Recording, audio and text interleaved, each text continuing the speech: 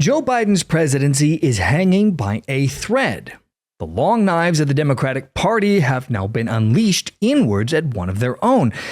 And it seems to me to just be a matter of time before President Biden is forced out of office. Now, mind you, anything can happen, right? We've still got a few months to go before the election, but President Biden's inescapable brain-dead performance at the debate has let the cat out of the bag to the American public at large. Everybody saw the mentally handicapped Biden on display. You can't unsee that. Gone is the carefully crafted illusion of competent Joe Biden. The mainstream media and the Democratic Party and everyone surrounding Biden at the White House has been doing their level best to keep as many Americans as possible these past 4 years from seeing Biden's mental decline that has been taking place. They've been trying to keep all of this hidden, but no longer. And it is costing the Democrat Party big now. You see, the party, the Dems, are already facing a severely challenging uphill battle to keep the Senate under their control.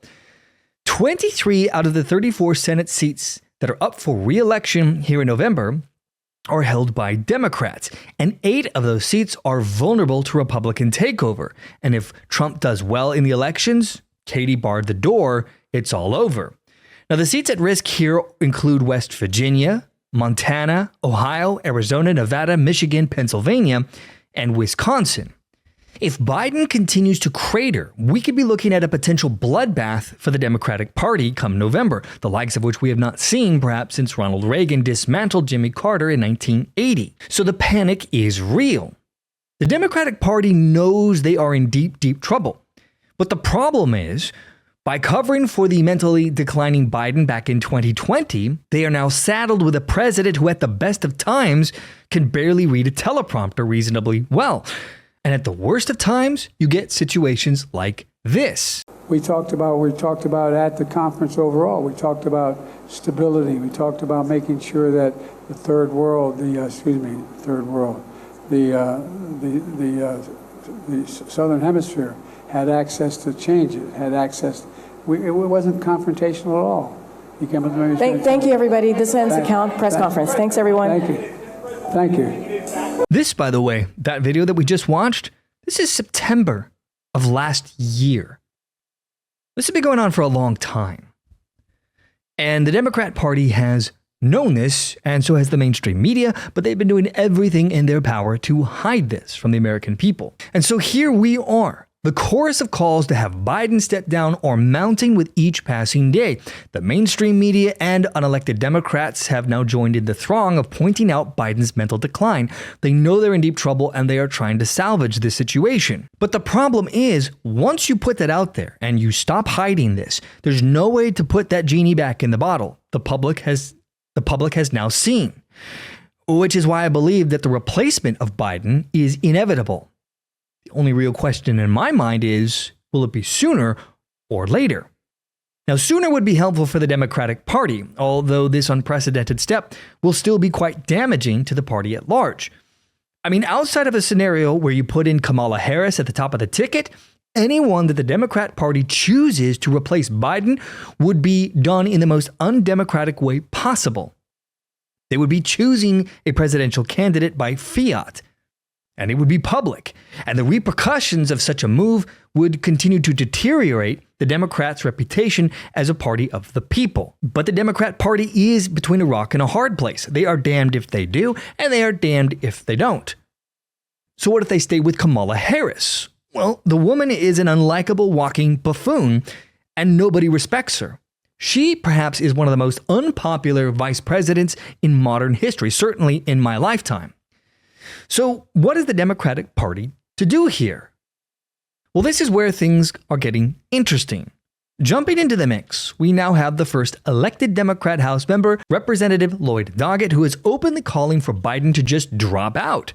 He has put out the clarion call, the warning that keeping Biden as the nominee would risk the Democrats' chances and potentially lead to a Donald Trump victory, which is a huge understatement here.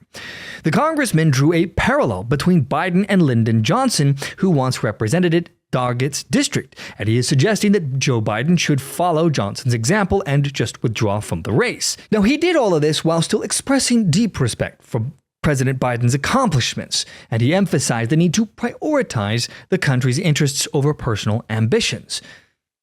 This public statement by a House Democrat represents a DEFCON 5 scenario for the Democratic Party. Now that you have one elected Democrat speaking up, more will almost assuredly follow. But that leads me to another wrinkle in this plan. In all of this, if you want to get rid of Joe Biden, well, you'd have to convince him to step down. And how do you do it?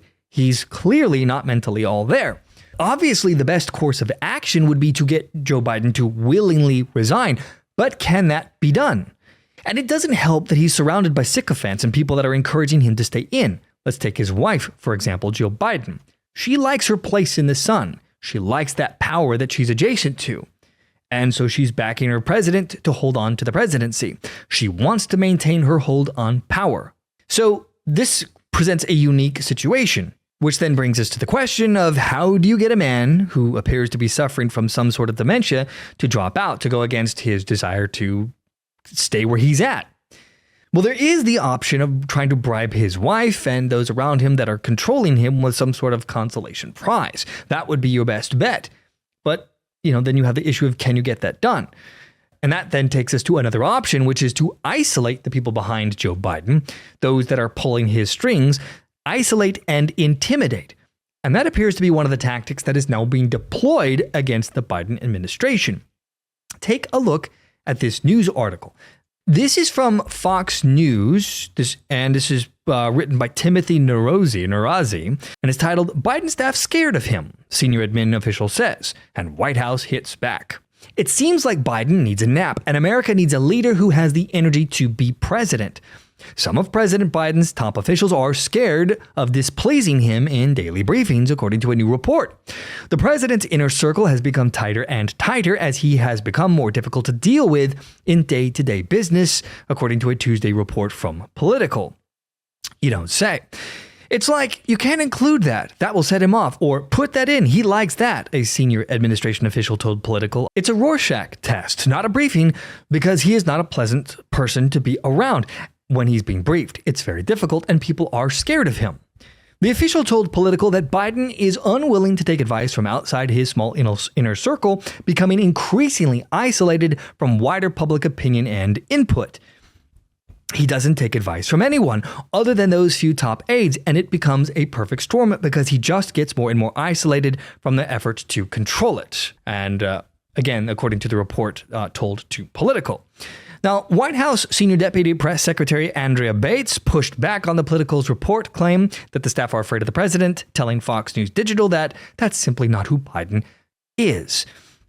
Now, Political also reported that Biden's family members cast blame widely on Biden staffers, complaining that they did not adequately prepare the president to go on the attack more, to focus more on laying out his vision for the next 4 years, rather than getting bogged down in defending his record, and that they allowed him to become overworked without enough rest beforehand. Now, what are we even talking about here? Not allowing him to get enough rest? Not allowing him to be overworked? The guy is barely ever seen in public. He doesn't do interviews, and he rarely takes questions, and he lives off of teleprompters when he is in public. The statement itself reveals the true situation behind the scenes, my friends. If President Joe Biden was in control of his faculties, he himself would be making the decision on when he needs more rest. I mean, he is the president of the United States of America, for crying out loud. He is supposed to be the man in charge of the country. And yet, he isn't even in control of his own nap time. He's not in control of his homework assignments. I mean, what is this? Now, obviously, this question is rhetorical. Joe Biden, it seems, is practically a walking corpse. And now the whole world knows it. We have a country being run by someone, but it isn't Joe Biden. Now, the article goes on to say that the family's criticism was hurled specifically towards Anita Dunn, the senior advisor who frequently has the president's ear. Her husband, Bob Bauer, the president's attorney who played Donald Trump in rehearsals at Camp David, and Ron Klain, the former chief of staff, who ran point on the debate prep and previous cycles sessions. This, according to Politico, who cited 3 people briefed on the family conversations, but not directly involved, so third-hand information. An anonymous Democratic strategist in a battleground state reportedly complained to Politico that the number of people who have access to the president has gotten smaller and smaller. They've been digging deeper into the bunker for months now. So there we have it. The dam is wide open, and the unfettered truth is spilling out for the whole world to see.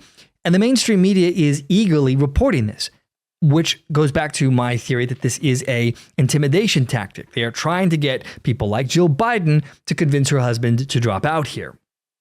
But what really blows my mind about all of this is that this is a surprise for people. You see, for someone like myself who is a political wonk and pays close attention and has been for years, none of this has even been remotely surprising to me. I've known about Joe Biden's mental decline since before he got elected in 2020. So it still blows my mind just how many people are only just now finding out that the man is going senile. It just goes to show you the power of the legacy media, the mainstream media. How despite their significant decline over the past decade, they still managed to keep the facade of Joe Biden alive for millions and millions of Americans. The legacy media has no shame, of course. They'll just move on to the next illusion and cover-up as if nothing ever happened once all of this is over. But man, oh man, what an eye-opener this whole situation has really been. And we're going to leave it there. From the To Be Frank show, my friends, as always, thank you for watching. I am Adrian, and I will see you all in the next episode.